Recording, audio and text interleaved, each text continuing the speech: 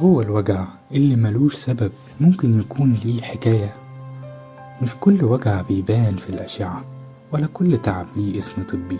تحاليل، دكاترة وأدوية كتير، وفي الآخر نفس الجملة: مفيش سبب واضح. وفي الشغل الصداع موجود، تحاول تكمل بس دماغك تقيلة. وفي البيت الوجع لسه معاك وجسمك همدان وتعبان. تسأل نفسك: طب أعمل إيه وأروح فين؟ وفي لحظة تعب وانت بتقلب في الموبايل تطلع قدامك كلمة يمكن عمرك ما خدت بالك منها قبل كده: برانيك هيلينج. مش فاهمها ومش مقتنع بيها، بس تعبان فقلت أجرب، مش هخسر حاجة.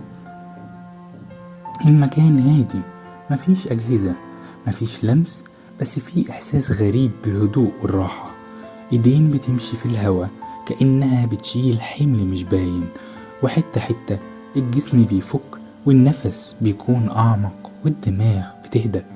وفجأة تحس إن في مساحة جواك، مساحة كانت مقفولة ومحدش واخد باله منها. ساعتها فهمت إن إحنا مش جسم بس، إحنا كمان طاقة. ولما الطاقة دي تنضف وتتوازن، الجسم يعرف يرتاح ويعمل شغله أحسن. البرانيك هيلينج مش سحر ومش بديل للطب ولا ضد العلاج، هو علاج مساعد ومكمل. هو وعي وتوازن وفرصة انك تدي لنفسك فرصة جديدة تتنفس بحرية من جديد.